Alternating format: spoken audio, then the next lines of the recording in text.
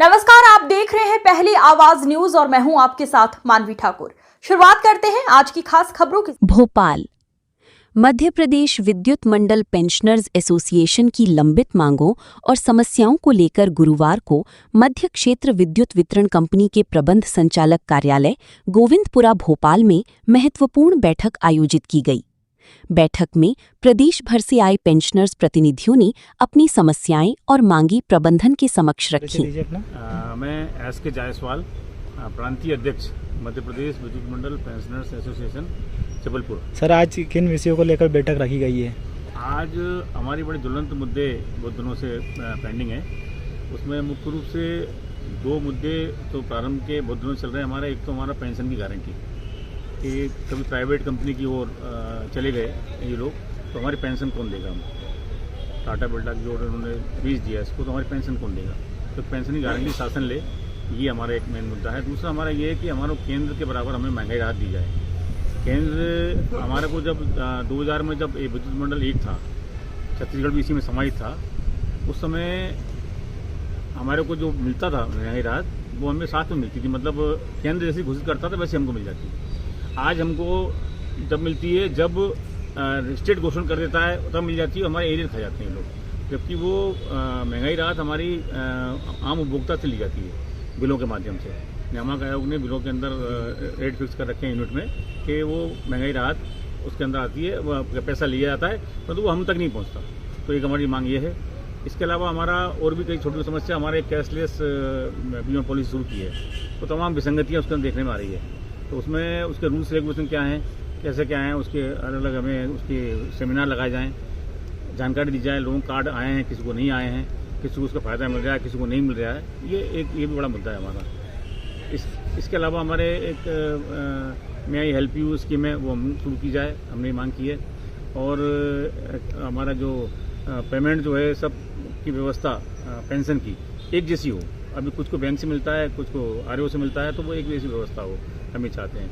तो ऐसे और भी कई मुद्दे हमारे हैं इस तरह के। कुछ लोगों के हमारे पेंशनर्स के पेंशन नहीं मिल रही, फैमिली पेंशन नहीं मिल रही, उसका मुद्दा है। एक हमारे पुराने लोगों का पेमेंट नहीं मिल रहा है। ऐसे कई छोटे बहुत भी कई मुद्दे हैं हमारे। सर, अभी तक इसको लेकर कोई ज्ञापन आपने दिया है? हाँ, हमने ज्ञापन बहुत पहले से दे रखे हैं इनको, और मुख्यमंत्री को भी ज्ञापन दिया है हमने, और ऊर्जा मंत्री को भी ज्ञापन दिया है।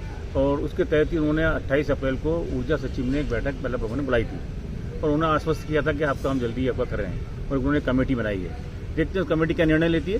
वो कमेटी जो भी निर्णय लेगी उसको हम आगे करेंगे। हमारा एक जो मोर्चा बना हुआ है, नहीं उसको बड़ा आंदोलन करने का विचार है हमारा उसके अंदर। ठीक है सर। एमडी साहब से मिलने आए हैं, इसमें समस्या है और चर्चा करेंगे इसके ऊपर भी हम।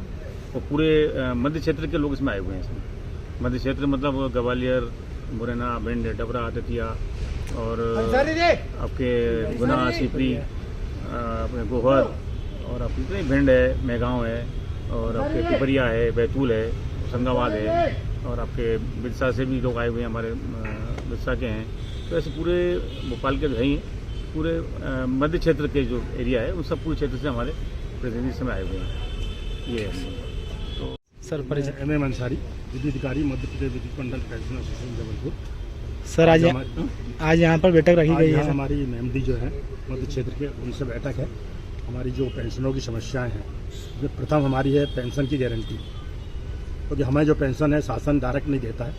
हमें जो टैरिफ निर्धारित किया है नियामक आयोग ने, उसके माध्यम से हमें पेंशन मिलती है। बीच में कुछ ऐसे घटनाक्रम हो गए थे जिससे हमें और हमारे जो पेंशनर साथी हैं वो शक के संदेह के घेरे में है कि हमारी पेंशन कभी भी रोकी जा सकती है। और इसके साथ ही जो है हम लोगों का जो ट्रांसफ़र हुआ, पहले मध्य प्रदेश विद्युत मंडल था, मध्य प्रदेश विद्युत मंडल से मध्य प्रदेश राज्य विद्युत मंडल हुआ, मध्य प्रदेश राज्य विद्युत मंडल से फिर वितरण विभाजन करके 5 कंपनियाँ बना दी गई। इस तरह कंपनी बनने के बाद अब स्थिति है कि अगर हमारा तीसरा ट्रांसफ़र होता है तो हमारा पेंशन पे संकट आ सकता है। उसके लिए शासन जो है वो अपने हाथ खड़े कर देगा। और साथ ही इसके साथ ही जो निर्धारित राशि जमा होना था पेंशन फंड में, पेंशन फंड तो बनाया है, और आज की तारीख में लगभग राशि होना था 56,000 करोड़, और वर्तमान में 1,707 करोड़ रुपए राशि जमा हुई। अगर ये इसकी मांग करेंगे हम तो 250 करोड़ प्रति वर्ष के हिसाब से 250-300 साल लग जाएंगे, तो वो तो संभव नहीं है।